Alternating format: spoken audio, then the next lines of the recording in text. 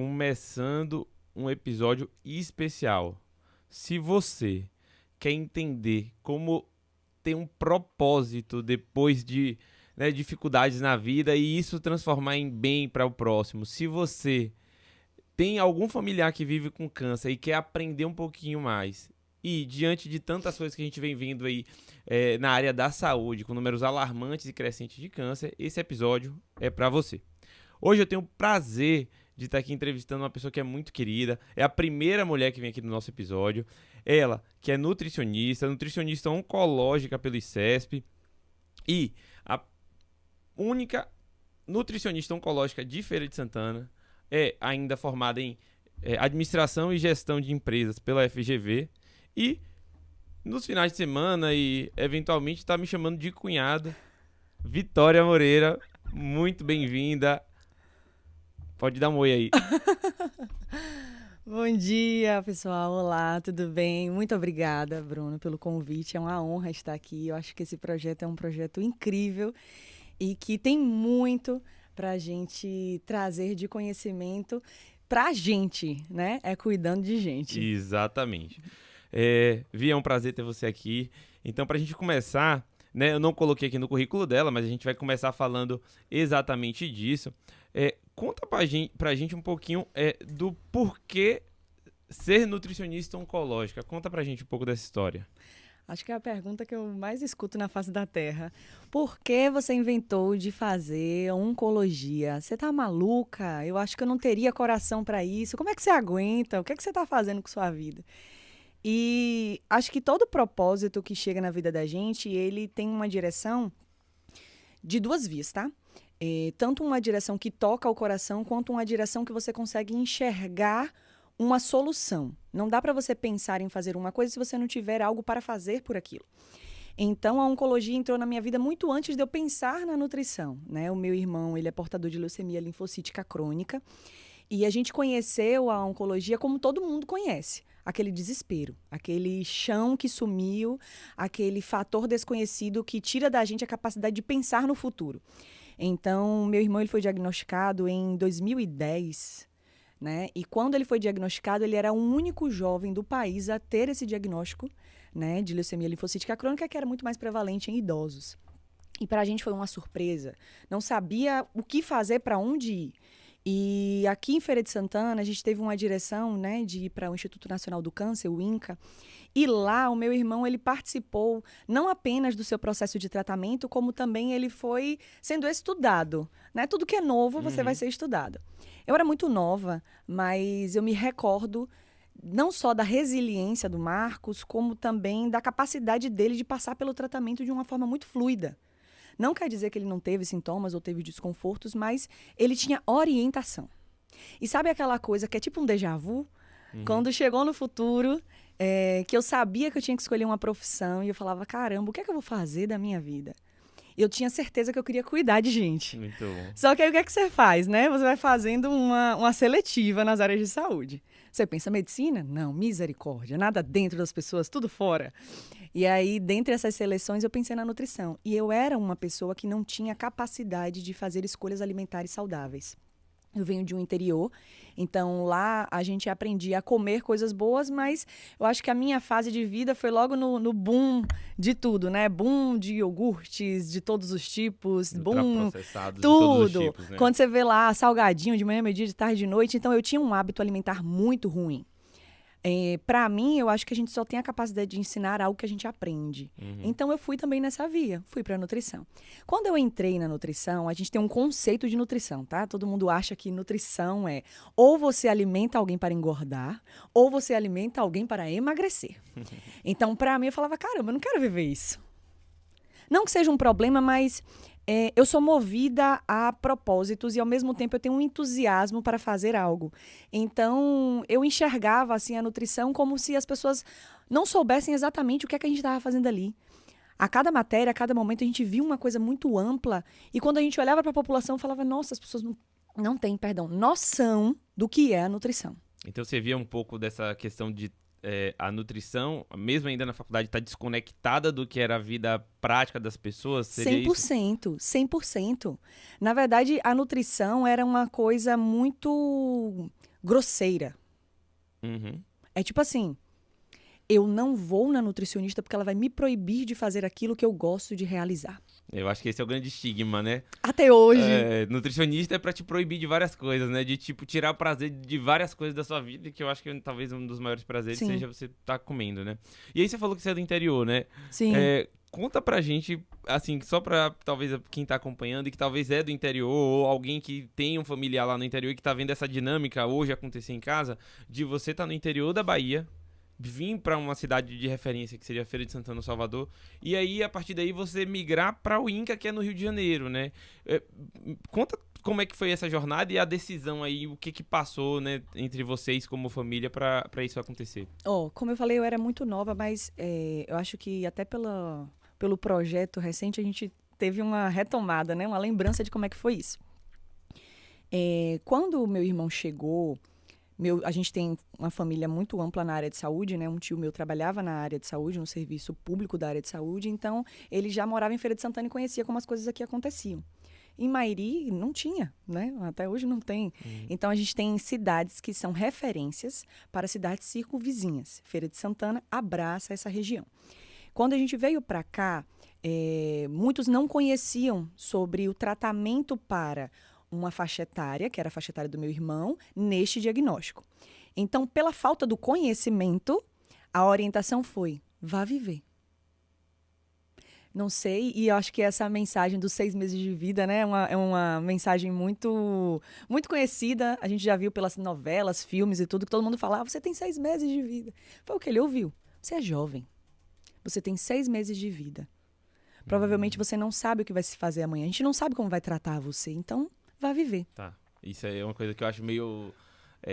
até meio assim, assustador, porque muitas vezes eu vejo o paciente falar assim, não, doutor, falaram que a chance do meu familiar estar vivo a partir de amanhã, depois que ele teve um AVC, é de 80%, é de 90%, vai morrer e só tem 2% de chance de vida. Eu falo, cara, de onde que tira essa conta matemática, né? De onde é que você tira estimativa de tempo? Eu sei que na oncologia isso até acontece, mas muitas das vezes a gente acaba enquadrando todo Sim. mundo dentro de uma mesma receita e aí a gente sabe que não é bem assim que funciona, né?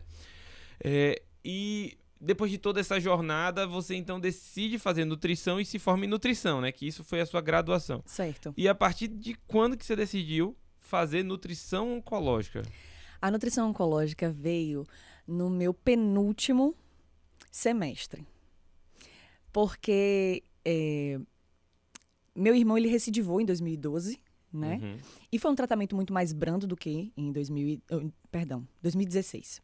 Foi um tratamento muito mais brando do que o que ele fez em 2012. Ele teve o diagnóstico em 2010 para 2011 e ele foi só tratar em 2012. Tá. E aí, não sei se essa informação está 100% correta. Se eu estiver errada, mãe, comente aqui como foi. Mas quando chegou no penúltimo, é aquele momento que você já chega assim, todo mundo pergunta, né? O que é que você vai fazer? O que é que você vai fazer? E eu me recordo muito bem de que teve um dia que a gente estava passando por um processo de pesquisa na faculdade, né? E aí tinha lá as áreas de nutrição. E quando eu vi a área de nutrição oncológica, eu falei, cara, mas eu não tenho onde trabalhar. Eu falei, massa, cuidar de gente doente. Mas a primeira coisa que uma pessoa que é muito emotiva fala, como eu vou cuidar? Como eu terei coração? A pergunta que vocês fazem. Como eu terei coração para cuidar de pessoas doentes? E aí eu lembro que eu descobri, né, que o Hospital Estadual da Criança, aqui em Feira de Santana, ele tem a área oncológica. Eu falei, eu vou para lá. E aí eu fui ainda fazer um processo de residência, fazer uma tentativa de residência, que era terapia nutricional, enteral e parenteral. Só que, na época, eu não passei. Na verdade, antes de descobrir se eu tinha passado, eu estava fazendo um período de teste no Cleston com o olho no EC, né? O Cleston do lado do EC. E eu tinha colocado meu currículo lá, você sabe disso. E quando eu estava fazendo lá, eu já sabia que eu ia fazer nutrição oncológica. Eu já sabia que tinha essa residência, só que eu tinha pouco conhecimento, como muitos colegas sempre me mandam mensagem perguntando como é que eu faço para me especializar. Eu não tinha uma referência de onde vai ser, né? Como é que você consegue fazer hoje uma pós-graduação em oncologia? Então, no meu penúltimo eu tive essa certeza. Na saída eu já sabia para onde eu queria ir, porém a gente tem a dificuldade do caminho. Aí eu entrei no Clériston, passei um período no Clériston, fazendo um período de teste no Clériston, e nesse mesmo tempo eu fui chamada para ir para o EC. E eu me lembro que no momento da entrevista com a minha coordenadora na época, ela perguntou assim: se você passar na residência, você vai escolher fazer a residência ou você vai escolher ficar no EC? Eu parei 2 segundos assim, pensei, se eu for passar na residência, eu vou ter que passar pelos mesmos lugares que eu já passei. Não faz sentido fazer a residência, eu já estou no lugar para entrar para a oncologia. Uhum. Então, a vaga era em oncologia e eu fui chamada. E desde o momento que eu descobri que tinha essa possibilidade, nesse mesmo ano eu iniciei uma pós-graduação online. Porque eu tinha pouco conhecimento técnico, né? Então, o engraçado é que quando eu cheguei na minha primeira semana no EC, trabalhando na área, eu olhava aquela realidade e falava, caramba. Não é que lá é um negócio terrível, não. Inclusive, é uma referência absurda, tá? Para a nossa realidade, o EC é uma referência absurda. Mas eu olhei assim e falei, eu não tenho a capacidade de estar aqui. Sabe quando você enxerga assim, a limitação de conhecimento? E que você quer ajudar, porque não basta você saber de oncologia. Eu estava lidando com uma população em sua grande maioria que tinha uma condição financeira, né, reduzida, e as pessoas adoecendo o tempo todo, morrendo muito rápido. E eu me lembro que teve um dia que eu liguei para meu esposo e falei, pelo amor de Deus, me tira daqui. Ele falou, amor, não consigo falar com você agora, eu tô trabalhando, liga para meu pai, que é o nosso pastor. Eu falei, pastor, eu não sei o que eu tô fazendo aqui. Eu não vou suportar ver isso. E aí o pastor virou para mim e ele fez assim, você está fazendo o que aí? Por que você está aí? É sobre olhar o propósito que é maior do que quem está desenvolvendo. Não era sobre mim. Era o início de uma jornada que a gente precisava entender de oncologia, mas a gente precisava entender de gente. Então, a oncologia ela é muito mais do que você entender do câncer. Você tem que entender o contexto que a pessoa se encontra para você ter a capacidade de pensar. Por isso também a gestão ajuda e conseguir dar uma direção. No meu caso, na nutrição. Muito bom. Vamos entrar, então, em algumas perguntas e aí depois a gente vai voltar para o que resultou de toda essa bela história, né? Mas a gente estava até conversando antes de começar aqui o podcast, né? Que para agora, o ano de 2026, 27 e 28, aí mais de 780 mil pessoas receberão diagnóstico de câncer. E me fala, todo paciente oncológico vai precisar passar por uma consulta com um nutricionista oncológico? E qual é a intervenção que vai ser feita? Vai. Deve. Tem que. Na verdade, isso é de direito do paciente oncológico. Pense comigo. Você tem um corpo e você tem um processo acontecendo dentro do seu corpo e você tem algo externo entrando para o seu corpo. É um time de futebol. Sou mulher, não entendo tanto de futebol, mas eu entendo dessa analogia. Veja bem, não tem como você preparar um time para ganhar uma partida sem um treino e uma capacitação. Óbvio que uma das maiores dificuldades que a gente tem hoje são diagnósticos muito rápidos e que nem sempre a gente tem um tempo hábil para fazer uma preparação, né? Mas é impossível você interligar oncologia, sistema, sem você pensar naquilo que sustenta o sistema, a capacidade nutricional. A capacidade não apenas de sustento, mas de reparação para dar continuidade. Então, é até, vamos dizer assim, absurdo você pensar que um paciente vai passar por um tratamento oncológico que ele não tem o suporte de um nutricionista de preferência especializada. E por que a gente fala de preferência especializada? Quanto mais você sabe sobre um assunto, melhor você consegue chegar numa direção. Então, eu sou fã da especialização, porque às vezes a gente quer abraçar tudo, mas a gente aperta muito pouco. Não, né? Total. Anísio, eu lembro que o Anísio estava aqui, ele falou isso. Ele falou, ó, se você pode ir para um neurologista e ele é especialista em AVC, melhor. Nossa. Se você pode ir para um fisioterapeuta e ele é especialista em reabilitação motora, melhor. Um nutricionista especialista, né, em pacientes ali que tem déficit calórico e tal, melhor. Então, quanto mais especializado, melhor. E eu acho que isso vale para tudo na nossa vida, né? E pegando talvez o gancho aí entre a relação neurologia e oncologia, né? Eu entendo que aqui são dois pacientes de perfis diferentes, né? Os meus pacientes estão num quadro muito mais de déficit, porque tem uma redução da atividade motora, as doenças são degenerativas, então ele precisa repor mais proteína, mas o paciente oncológico, talvez ele tenha um catabolismo muito maior, porque tem uma exposição a medicações que são altamente, né, inflamatórias, e o próprio câncer é uma doença que aumenta o quadro metabólico, né, assim, inflamatório. Então, talvez o seu seja muito mais catabólico do que o meu lado. Como é que você enxerga essa diferença pra gente tratar os pacientes, né? Você acompanha alguns dos meus pacientes, então conta pra gente, então, o paciente neurológico também precisa desse segmento com nutricionista, né? Eu sempre mando pra você que é referência, mas e aí, como é que é isso? Pode, deve, tem que ir. Muito bom. Você falou uma coisa que é um dado tanto oncológico quanto neurológico, tá? Entre 15% a 71% de todas as pessoas que desenvolvem uma doença oncológica ou neurológica, elas tendem a ter uma queda de construção muscular absurda, porque a gente só constrói músculo quando a gente consome proteína e quando a gente faz uma atividade física, né? É a forma de você construir, ou seja, você tem que sempre estar em alimentação e movimentação. Perfeito. Perfeito. Preste atenção. Como é que você está pensando em uma doença catabólica, gasto, quebra, perda, e você não pensa em reposição contínua? Não casa a conversa. Então, quanto mais uma pessoa ela está passando por um desgaste, seja ele neurológico ou oncológico, ela vai precisar de reparação. E para essa reparação acontecer, você precisa dessa sustentação que eu falei. Porque o processo inflamatório, ele aumenta em mais de 30% inicial, quando a doença ela é inicial. Tá. Hoje, a maioria dos pacientes entram nesse estado de sarcopenia. Uma coisa que eu sempre falo no consultório é que músculo vale mais do que ouro. Ah, com certeza. Você tem ouro, meu querido, você não tem músculo, você está perdendo a guerra.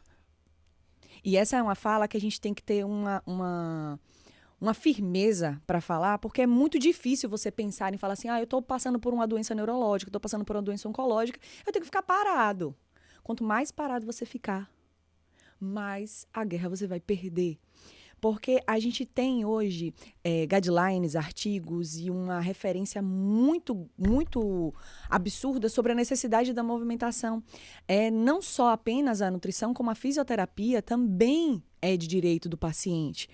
Pense que você tem um aumento inflamatório absurdo gerando no seu corpo, é doença, é medicação, o seu próprio corpo, porque a maioria das pessoas iniciam um tratamento oncológico sem ter a capacidade de passar por ele.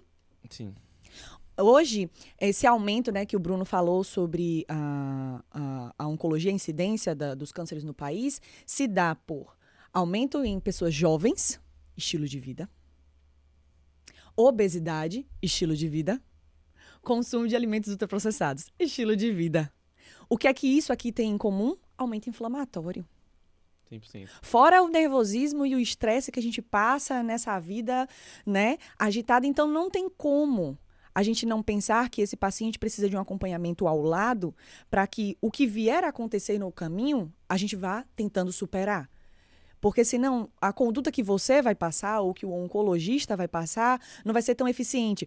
Aí é onde a gente entra muitas vezes na dificuldade de você enxergar o que é direito do paciente. O tratamento ele é sobre o paciente. Não é só sobre a droga, não é só sobre a minha conduta, é sobre o paciente. E é uma coisa que você reforçou que é extremamente importante. O paciente, ele depende do quê?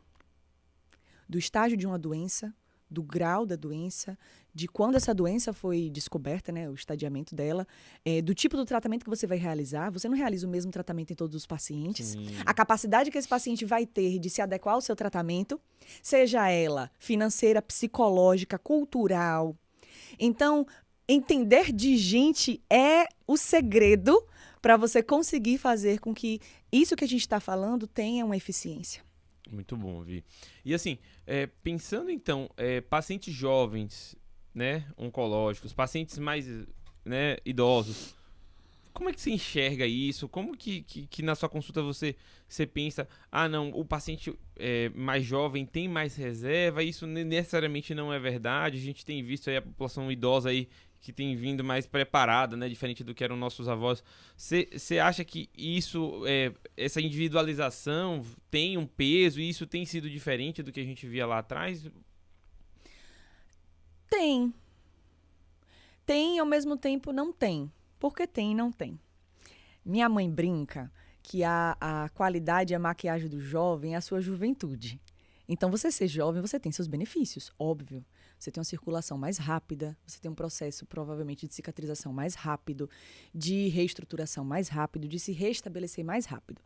Mas, se você é um jovem que não tem essa cultura de construção muscular, de qualidade alimentar, qualidade de sono, orientação para o processo da vida que você está passando, obviamente você vai estar mais sujeito. É por isso que os estudos estão trazendo que hoje, o que não era tão possível, lembra, meu irmão, jovem, num tipo de câncer que era incidente em idosos? Então, essa incidência ela vai se tornando cada vez mais complementar à juventude pelo estilo de vida que se tem. Uhum. E hoje, você falou sobre os idosos estarem, né, correndo atrás do prejuízo. Eu tenho uma idosinha dentro de casa que ela nunca realizou atividade física. A gente vem de um interior que não era costume você realizar uma atividade física. A cultura era outra, né? Nossa, a cultura, o máximo que você faz é uma caminhadinha no anel de contorno da cidade e acabou. Eu passo ali na entrada de Mairi uma vez no mês, eu vejo Você a galera... Então, hoje, a gente tem esse despertar que ele está abrangendo tanto a população jovem quanto a população idosa. E esse despertar não é só o que previne, é o que lhe dá a vida. Quando eu falo sobre oncologia, eu sempre falo com todo mundo. Quem não tem, pode ter. Sim, com certeza. A gente tem estimativas, mas quem não tem pode ter.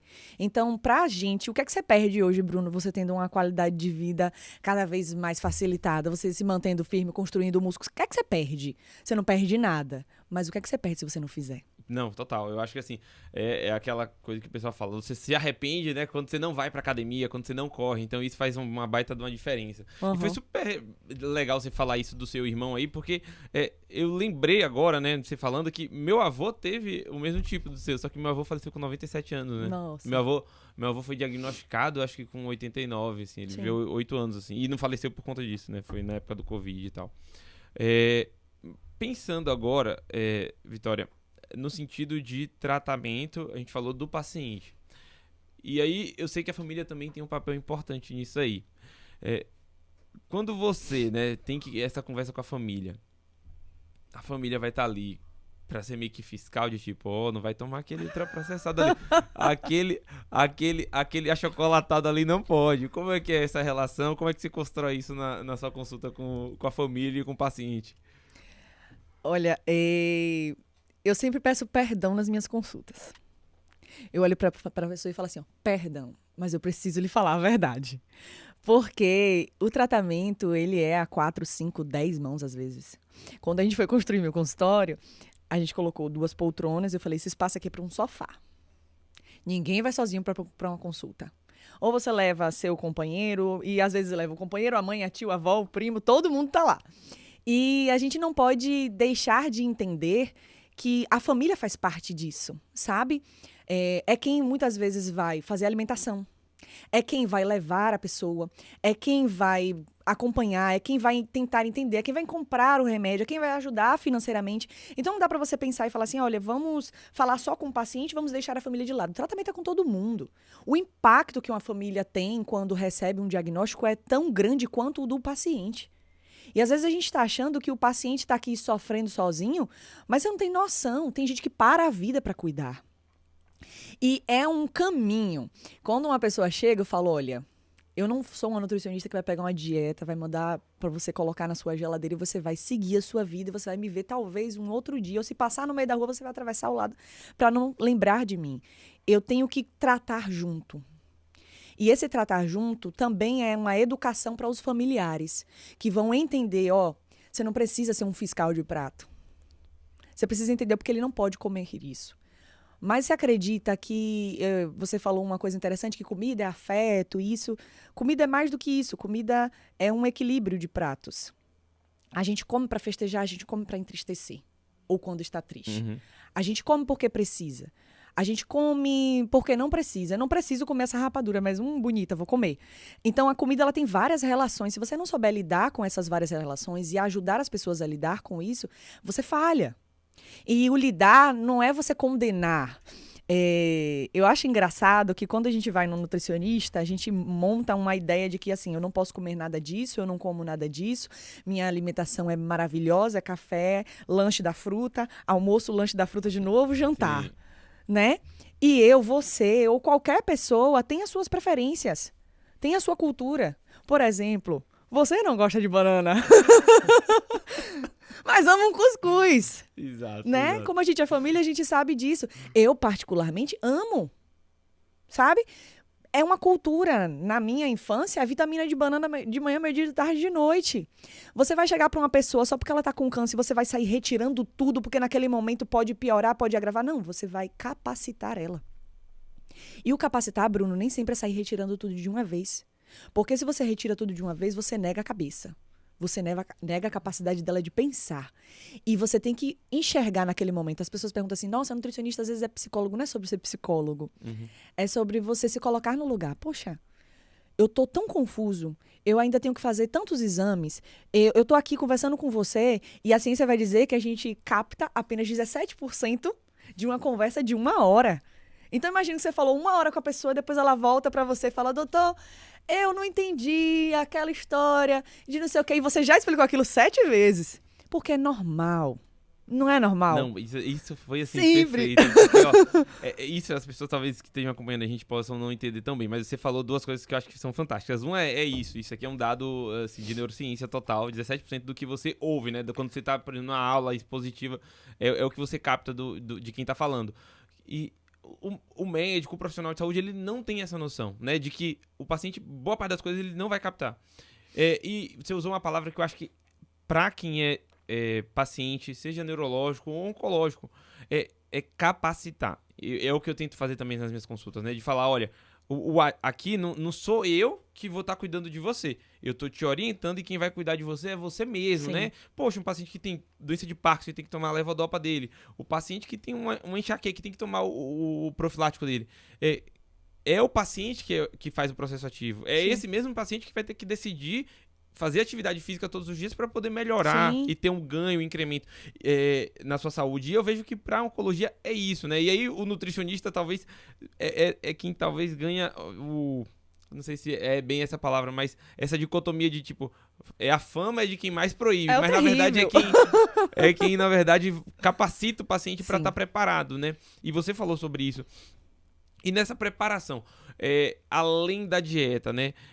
Eu sei que quem faz tratamento oncológico passa por muitas dificuldades, né? Eu acho que aquilo que para mim é uma coisa terrível de sentir é quando eu tô enjoado.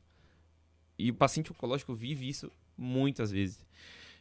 Conta pra gente o que a nutrição oncológica ajuda de maneira assim, expressiva, eu sei que você consegue fazer isso, além da medicação. Porque muitas das vezes tá sentindo ondansetrona. Não deu certo, sei lá, você tenta outra medicação.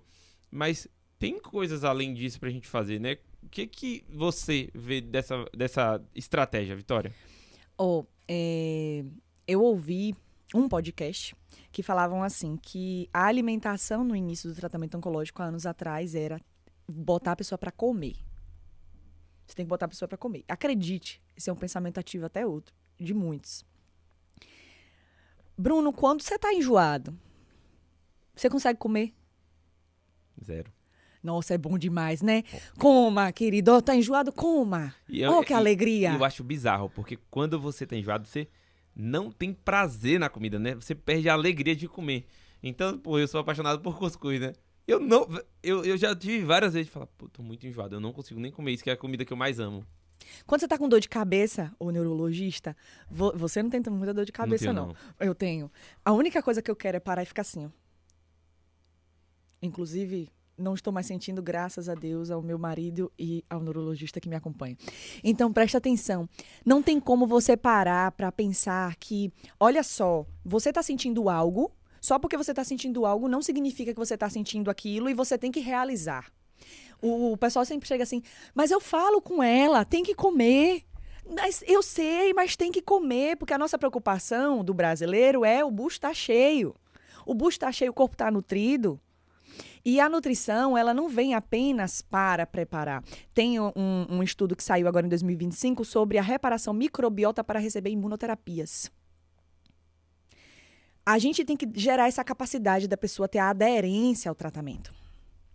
Você sabia, por exemplo, que você comer lasca de pão de sal seco, duro, ajuda a melhorar enjoo? Diabéticos não comem. Isso aí é total novidade, né? Porque Você eu que eu gosto de pão de sal, viu? Você sabia que comer torrada ajuda a controlar enjoo? Não sabia, mas a torradinha é boa, hein? Beiju seco. Você gotejar limão na sua comida durante várias vezes no dia ajuda você a ter aquela aderência, porque o enjoo ele vai fazer um estímulo à produção exacerbada de saliva. Correto? Esse estímulo vem de onde? Central. Beleza. E esse estímulo central, ele está vindo por quê? Porque uma medicação fez o despertar disso, certo? Então, mecanicamente, o que é que eu tenho que fazer? Reduzir essa produção de saliva. Quanto menos salivação eu tenho, menos náusea eu vou ter. Como é que nutricionalmente eu vou conseguir fazer com que essa saliva reduza? Coisas salgadas, secas, azedas e de temperaturas frias ou geladas. Tudo que é muito quente, tudo que é muito doce, tudo que é muito molhado, aumenta a salivação. Lembre de uma coisa aí agora, que você, se você lembrar, você fala assim, caramba, aquela memória de tipo assim, passei mal uma vez e me dá, né, agonia quando eu vou comer de novo. A minha é a costela do Outback. Não tenho nada contra o Outback, inclusive amo. Mas eu comi uma vez, passei mal, ficou na minha cabeça isso. Sempre que eu lembro, aumenta a minha salivação. Náusea é multifatorial. O que você vê, o que você sente, o que você escuta falar. Então, o paladar é uma das questões. A nutrição entra aí. E aí a gente vai entrar para a náusea, para a diarreia, para a prisão de ventre, né? Vamos falar assim, porque às vezes a gente fala obstipação, constipação, ninguém nem sabe o que é isso. É prisão de ventre, apertou, você não está conseguindo fazer cocô, sabe? Entre outros sintomas. A gente conhece esses que são os mais conhecidos, que nem são tão propensos porque existem vários tipos de tratamento, vários tipos de medicação, e cada medicação tem um sítio diferente, vai ter um estímulo de sintoma diferente. Então, quando a gente pensa nisso, a gente tem que entender que a gente vai fazer esse serviço mecânico, tá? Para tentar o mecânico atingir o neurológico. Ah, perfeito. E do neurológico ao sistêmico. Essa ligação é forte aí, viu? Foi muito bacana esse seu comentário e eu acho que isso entra em muito do que a gente já falou até em outros podcasts. E aí eu tava com o Felipe Gastro aqui e a gente falou sobre não só a incidência de câncer gastrointestinal na população mais jovem, mas também desses sintomas, né? De prisão de ventre, náusea, o impacto que isso causa, né? O paciente fica desnutrido. E além desses sintomas, uma outra coisa que eu vejo, e aconteceu comigo há uns 2 meses atrás, a família até meio que brigou comigo, que o paciente entrou na consulta, a gente fez toda a consulta, era um paciente neurológico. Aí eu virei pra paciente, ou pra filha, e falei, olha, seu pai tá desnutrido. Ela falou, não tá. Eu falei, tá. Aí ela falou, não tá. E aí ficou aquele clima de tá, não tá, tá, não tá. E assim, eu senti que ela ficou muito chateada. Aí quem tinha me referenciado foi um colega fisioterapeuta, falei com ele falou, não, é porque a família é difícil e eles têm uma certa negação. E eu imagino que muitas das vezes você pega isso no consultório. O paciente chega caquético pra você e aí você fala, olha, a gente vai ter que talvez traçar uma estratégia aqui, porque ele tá desnutrido. Sim. Então, pra quem tá assistindo hoje aqui, ele pode estar desnutrido e pode estar assistindo a gente sem perceber. De 10 pessoas que estão nos assistindo, pelo menos 4 estão desnutridas. Tudo bem, querido? Conta pra gente agora, Vitória. A culpa é dela, viu? Não é minha, eu só fiz a pergunta. Conta pra gente, Vitória, o que é desnutrição de fato? Porque às vezes a pessoa tem aquela ideia de que a pessoa desnutrida é aquela pessoa caquética, com isso daqui emagrecido, né? A têmpora totalmente atrofiada. E a gente sabe que nutrição vai muito além disso, né? Vai muito além de só comer. o que de fato a gente encara como um paciente desnutrido e o porquê que às vezes o paciente não doente, né? Não doente no sentido de não oncológico ou não neurológico, ele também pode estar desnutrido. E pior ainda, ele estando desnutrido, começar uma doença neurológica ou começar uma doença oncológica, porque ele vai ter menos reserva, né, para poder gastar, para queimar. Então, como é que você enxerga isso? A desnutrição ela está interligada com a falta de nutrição, a desfalta. Qual é a principal capacidade do nosso corpo de movimentar, de realizar processos gerais? É a base muscular.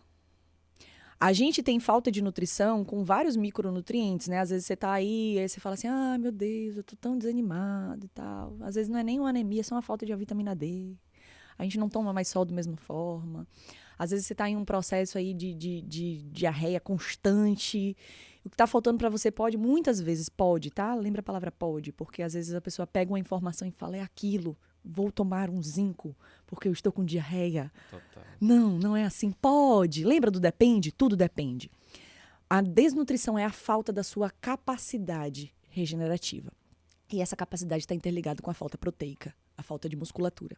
A musculatura, às vezes a gente pensa que é só isso aqui, que eu tô com como é o nome? Um blazer, né? Para não humilhar as pessoas pelo tamanho do meu bíceps. Mas a falta da nutrição muscular também é nos órgãos. Bruno, estômago é um órgão muscular? Sim. O intestino é? Também. Pulmões? Também. É músculo. Hoje tem muito obeso que está desnutrido. Você faz a construção muscular, como eu falei, através de alimentação e atividade física. Se você parar para pensar, falar, eu não como bem, eu não faço atividade física, com quase total certeza, porque eu não posso afirmar que eu não estou lhe vendo, você é um desnutrido. E essa desnutrição é o que agrava o tratamento em mais de 30%. Cara, você pensar que 30% do seu tratamento pode ter uma resposta negativa, 30% é muito por cento.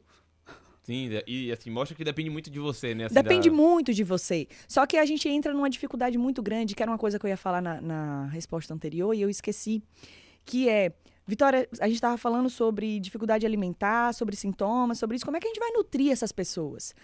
Eis a polêmica. Muita parte de uma nutrição hoje é feita com suplementação. Por que uma suplementação? Porque às vezes a gente tem que corrigir um problema que a gente não tem uma habilidade tão grande ou um tempo tão grande disponível para isso. Quase todos os meus pacientes tomam proteína. Por que quase? Porque às vezes tem algum paciente que não pode tomar por alguma condição. Mas todos os pacientes podem tomar proteína.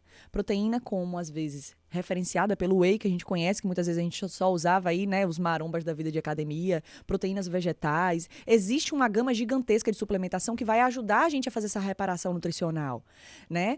Então, durante o processo do tratamento, se a pessoa ela não tiver essa reparação, ou muitas vezes não é nem uma reparação, tá, Bruno? É construir quase do zero. E quando a gente vê uma pessoa que chega assim e fala, não tá desnutrido, não tá desnutrido, você tem que parar para explicar o que é a desnutrição. Olha, existe uma diminuição significativa no corpo dessa pessoa, ou do paciente, ou do seu tio, primo, avô, marido, que não permite que ele tenha força suficiente, falando assim a grosso modo, para passar pelo tratamento. É bem provável que se ele tiver algum agravo por algum sintoma, por uma infecção, ele vai passar mais tempo dentro de um hospital, ele vai ter um sintoma que vai demorar mais tempo de curar. Então, a desnutrição entra aí. Piorar o que já está ruim. E pior do que isso, tentar melhorar. Sabe? Não é só o piorar, é tentar melhorar. E a gente erra tanto porque o que muitas vezes a gente quer fazer, né? Um paciente que tem uma propensão a ter uma desnutrição, a ter um agravo durante o tratamento, ele vai passar por um internamento. A gente, vamos lá, vai para o internamento. Quanto menos nutrido um paciente tiver, quanto menos capacidade ou força interna ele tiver, mais tempo ele vai ficar lá dentro. Isso eu acho que é uma das coisas que as pessoas não mensuram, né? Não imaginam. Né? Aumenta o risco de infecção. Total, né? Aumento de risco de infecção, tempo de internação hospitalar, complicações dentro do próprio hospital, né? Então, isso é uma das coisas que às vezes eu falo para os meus pacientes, que paciente neurológico, boa parte dos pacientes tem alguma limitação de mobilidade, né?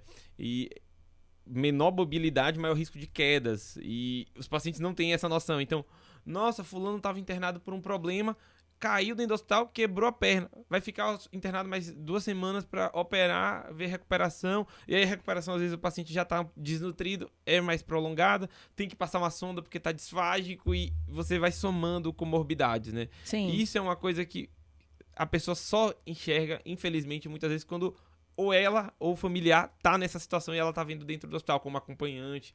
E ter, né, pessoas tão ativas como você e que tem uma alta, né, capilaridade, digamos assim, nas mídias sociais, acho que faz diferença para as pessoas entenderem, né? A gente vê hoje tantas pessoas difundindo informações aí bem bizarras e que às vezes desconstrói muito daquilo que a gente tá tentando fazer aqui.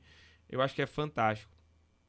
Indo um pouco para o seu consultório, Vitória, assim, que seria 2 ou 3 dicas, assim, que você acha que serve para todo mundo? E se alguém fosse para sua consulta hoje, né, eu falei isso com o Felipe Gastro, né, sobre o que seria importante para o paciente levar para sua consulta.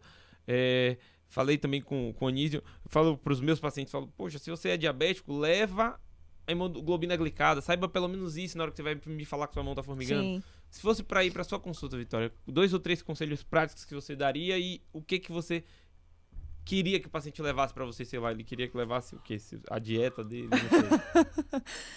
Engraçado é que a gente não pensa muito nisso no que eu vou falar quando vai no consultório com o nutricionista. Eu sempre pergunto, falo, vixe, esqueci, não lembrei. Eu preciso saber qual é o câncer que você tem, o tipo do câncer. Existem mais de 200 tipos. Sim. Eu preciso saber qual é o tratamento que você vai fazer, o que você está fazendo. Então, você leva o diagnóstico, o relatório médico ou a imunohistoquímica. Você leva a imunohistoquímica, que vai trazer pra gente o anátomo patológico, né? A imunohistoquímica para trazer pra gente qual é o tipo, né? Às vezes você tem câncer de intestino. Intestino aonde? O intestino tem quase 2 metros, meu amigo. Qual pedaço? Ele tem várias divisões. Os pacientes não imaginam que isso vai mudar, isso. né? Tipo, daqui pra ali faz total diferença. Toda a diferença, toda a diferença. Um câncer que você tem no reto e um câncer que você tem no início do intestino é completamente diferente. A gente tá falando de absorção e concentração para as fezes. A célula é outra, né? É outra, né? A estrutura celular é outra. Além disso, qual é o relatório médico que você tem? Né? Você está fazendo acompanhamento com quem? Quem é seu médico? Qual é o local que você está tratando? Né? O que é que você tem de exame laboratorial recente? Recente que a gente fala, 1 mês, 2 meses, tá? Porque para o paciente oncológico que está fazendo um tratamento, muitas vezes tem tratamentos quimioterápicos e radioterápicos que exigem uma recorrência de exame sempre prévio à próxima sessão, que é para a gente ter noção se a gente tem ali um quadro neutropênico, né, que é quando a sua imunidade baixa, que é o que vai acontecer com boa parte da população, não apenas por conta do tratamento, mas lembra porque a maioria deles não estão preparados. Muito bom. E a partir daí a gente vai definir a sua história, tá? O que eu gostaria... O que eu falaria, né, para um paciente em uma primeira consulta, 2 coisas que eu gostaria que um paciente fosse, entendendo que a gente tem uma jornada para construir. Você tem conhecimento para me trazer e eu tenho conhecimento para te trazer. Se a gente casar os 2, a gente pode ir muito além e ajudar o seu tratamento. Então, venha de mente aberta. Tem muita gente até hoje que fala, eu nunca sabia que existia uma nutricionista oncológica. Para mim, nutricionista é tudo igual. Tem gente que está estudando para isso. Uma coisa que eu não citei, extremamente importante, eu preciso saber o que é que você toma de medicação. Existe uma interação droga-nutriente, o que você vai tomar e o que você vai comer. Droga também, né?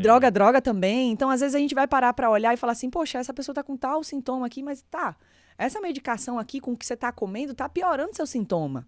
Né? Não dá para tirar. E mais do que isso, Bruno, eu vou te citar outras coisas. Eu preciso saber a sua condição financeira, com o que você trabalha, quem mora com você, aonde é que você mora. Isso faz um baita impacto. Se você está fazendo tratamento em Feira ou em Salvador e você mora lá em Utinga, você mora em Tucano, Barreiras, Juazeiro, Mairi, Rafael Jambeiro. Não, isso aconteceu comigo semana passada. O paciente atravessou 12 horas de carro para passar na consulta comigo. Aí eu falei, nossa, mas 12 horas? E assim, a Bahia é gigante, a Bahia é do tamanho da França. E as pessoas não têm essa noção. Não, Não tem, tem, não tem. E se você tá dentro de um carro e você vai passar um período longo dentro de um carro, eu tenho que ter essa noção para saber se a gente vai colocar uma alimentação ou se você tá piorando algum sintoma pelo deslocamento. Tem gente que faz um tratamento em Salvador hoje, vai de Salvador até Itaberaba no mesmo dia. Aí chega fadigado, cansado, com dores, não tem movimentação, começa o aumento de formigamento. Tem muita medicação que faz formigamento nas extremidades e que são piorados pela sua falta circulatória, pelo seu falta de movimento. De trombose, né? Porque tá imobilizado ali um período. Muito. Isso é então eu tenho que saber disso. Eu falei do financeiro e eu quero fazer um adendo sobre isso aqui. Fale. Permita-me. Uma coisa que eu tento fazer, até porque eu não sou especialista sobre isso, eu tento ensinar as pessoas a pensar em organizar o seu dinheiro. O custo para um paciente oncológico é gigante. Apesar de que a gente tem direitos, o paciente oncológico ele tem diversos direitos, como, por exemplo, desde que ele tem um diagnóstico até o início do tratamento, a gente tem uma lei que diz que o paciente tem 60 dias máximo para iniciar o tratamento. Não acontece isso. Outra coisa importante para falar, e isso aí é um outro podcast, viu, Bruno, que a gente pode chamar um advogado. Você chegar e dizer para o paciente que se ele tem a possibilidade de ter um diagnóstico oncológico, ele tem 30 dias. Isso é direito dele, de fazer exames para tentar abreviar esse diagnóstico quanto antes, tá? Então, a gente tem que entender que ele tem direitos, mas ele tem dificuldades financeiras. Muitos deles param de trabalhar. De onde vem o dinheiro?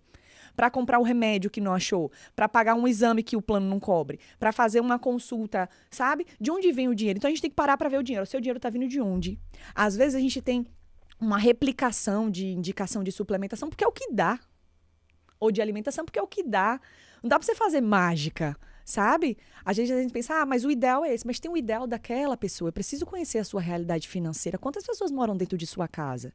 É um paciente que mora com a mãe, a tia, a avó, 2 filhos, um cachorro e um gato. Pô, a condição financeira desse paciente vai ser completamente diferente de uma pessoa que mora o marido e a esposa. Então, precisa entender disso também. Então, a gente brinca assim que a nutrição é é uma das áreas que vai ser mais íntima da sua vida, né? A ponto da gente conversar absolutamente sobre tudo. Porque quanto mais informação se tem, mais fácil vai ser da gente tentar achar caminhos ou direções. Muito bom, Vitória. Olha só, eu acho que ficou claro aqui que quem entende de nutrição oncológica é ela, né, pessoal? Eu aprendi muito aqui, mas tem uma coisa que eu não falei lá no currículo dela e que eu acho que é, assim, uma coisa brilhante, né? Que é um projeto que ela é a idealizadora, fundou e eu sou total, assim, apoiador, que é o On com a Vida, né? Então conta pra gente ver um pouquinho do que é o On com a Vida, o que você pensou quando, né, teve essa ideia e as pessoas que estão aí, que enfrentam, né, um câncer hoje, como que elas podem, de alguma maneira, te acompanhar e ter um incentivo, né? Ano passado teve uma corrida fantástica aqui em Feira de Santana, né? E muitas pessoas estavam lá com bandanas aí na cabeça, né? Verdes e tal. Tinha um cara lá dando uma de neurologista também, fazendo maluquice, correndo lá também para poder incentivar isso. E eu acho que essas atitudes mudam o mundo para melhor e eu acho que isso é um mérito ímpar seu. Então, fala um pouquinho pra gente do On com a Vida. Nossa. Ninguém faz nada sozinho. O On com a Vida nasceu de uma inquietação. Todo projeto ele vai nascer de um problema. Existem vários problemas na oncologia hoje, mas o principal problema que eu enxergo é a direção. Você recebeu um diagnóstico, o seu chão abre, você não sabe para onde ir, o que fazer. E olha que às vezes eu lido até com profissionais de saúde que estão ali todo dia, tem pacientes que são médicos, nutricionistas, fisioterapeutas ou que trabalham em outra área de saúde, e a pessoa parece que perde o chão, porque você tira aquela certeza do amanhã. Mas é aí onde entra a ideia do On com a Vida. Amanhã ninguém tem. Ninguém tem o amanhã. Então eu comecei a observar que as pessoas pioravam, o prognóstico era muito pior, porque não tinha conhecimento, porque não sabia o que fazer nem para onde ir, porque o desespero psicológico tomava conta do contexto e porque as pessoas paravam de viver. Por isso que é On com a Vida. Eu vou religar. Na verdade, eu vou religar aquilo que já está ligado. Sua vida está ativa, você está vivo. Né? Você não sabe até quando, mas você está vivo.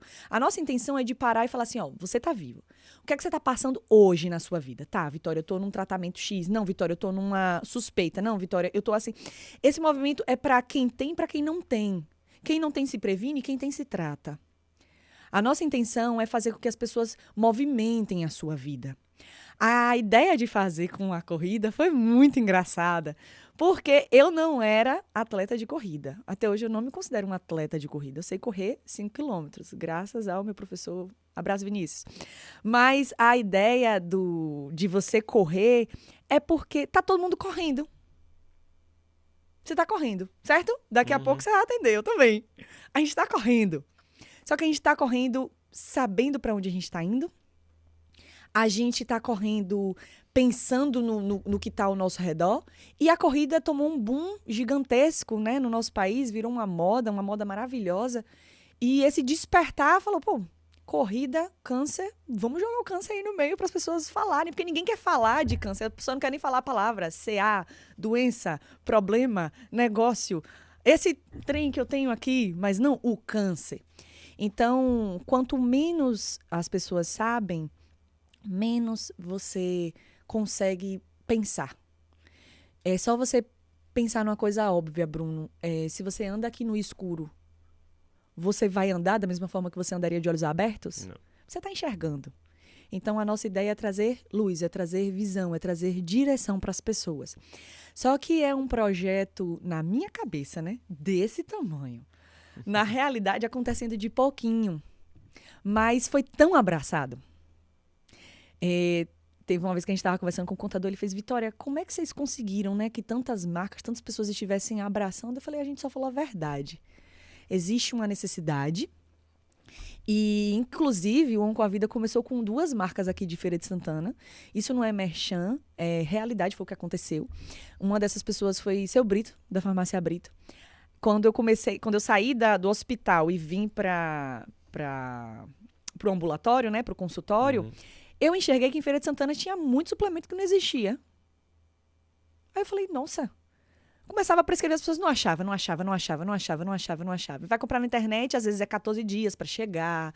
O custo até às vezes podia ser mais barato, mas não chegava. Aí eu falei assim, eu vou mandar uma mensagem para seu Brito. Nunca tinha falado com o seu Brito na minha vida.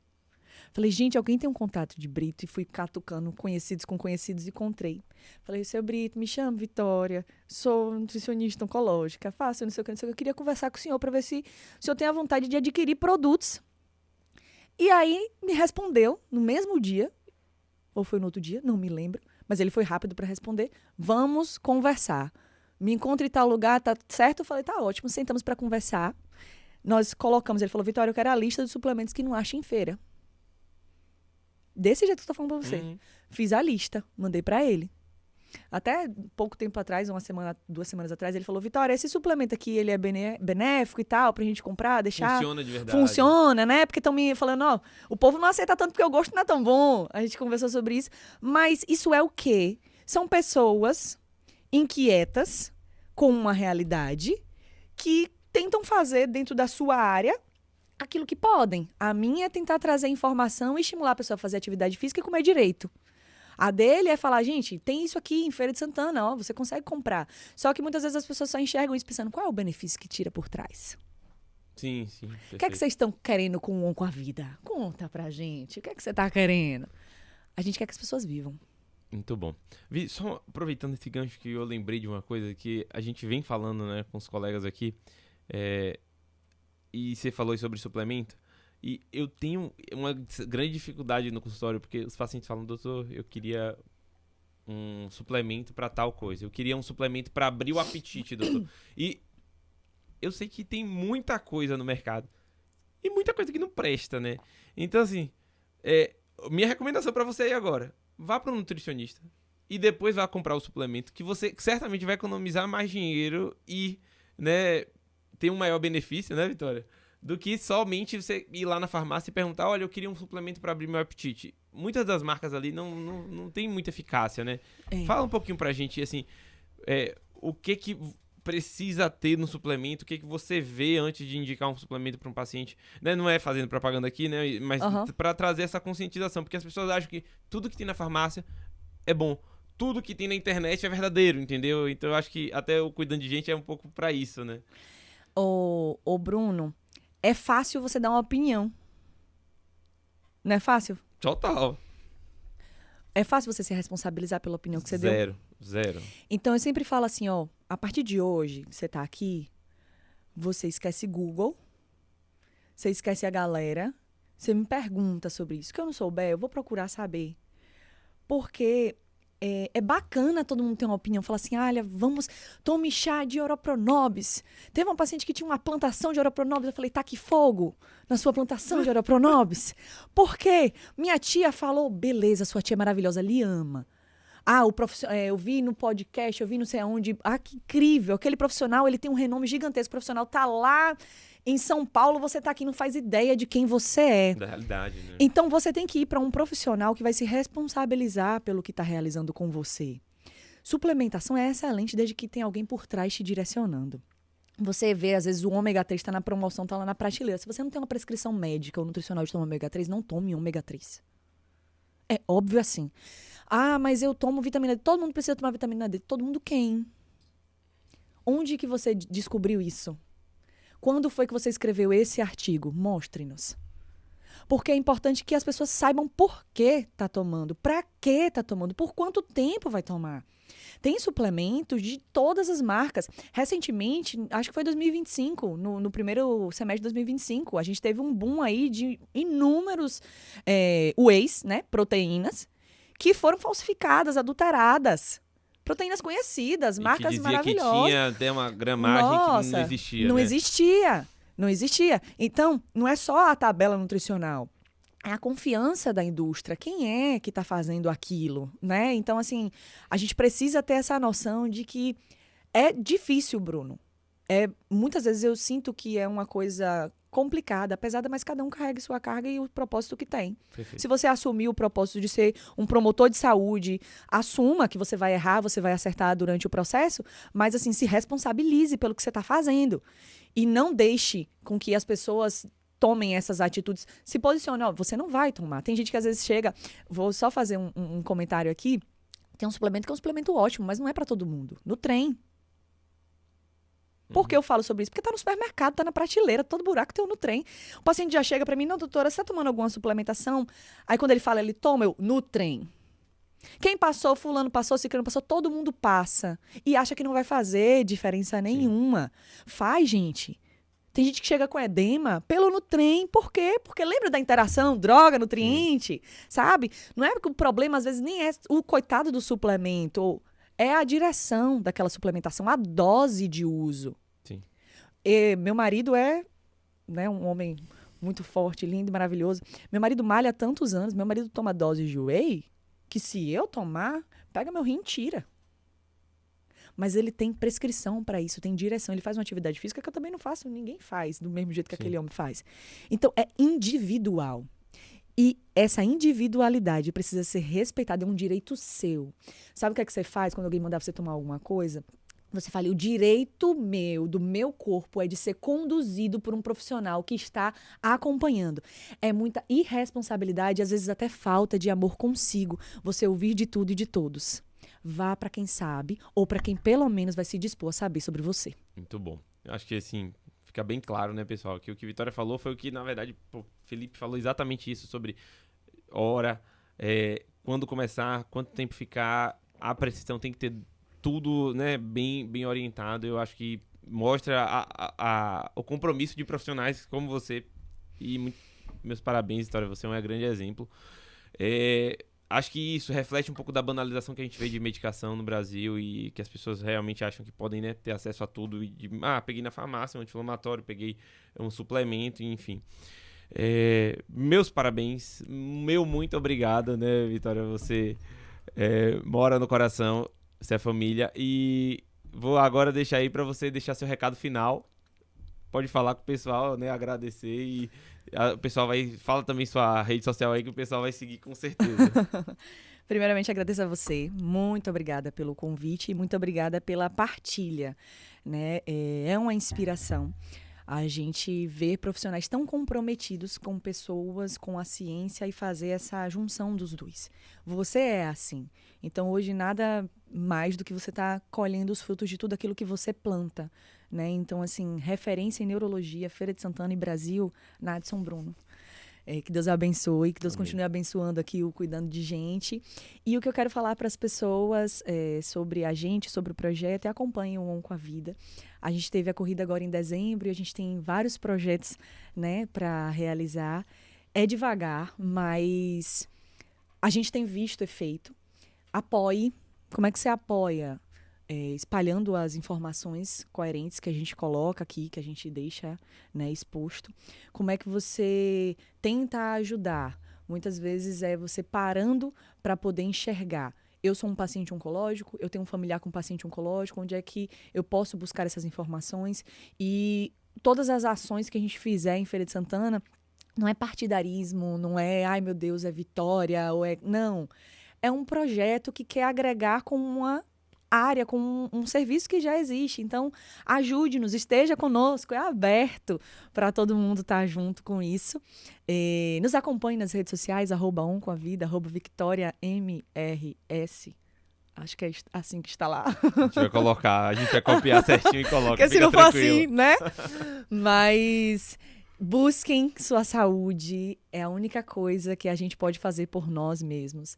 Estejam ativos, ativem suas vidas, estudem, trabalhem, façam atividade física, se alimentem, mas tudo que você não souber como fazer, não procure além. Vá até um profissional que vai te ajudar. A intenção do profissional é direcionar você com o início, meio e fim. E a gente espera que tenham muitas pessoas que passem por nós, que finalizem seus tratamentos e sigam suas vidas, agora promovendo mais saúde. E no mais, eu que agradeço e desejo para todo mundo também que está nos assistindo uma vida abençoada e feliz.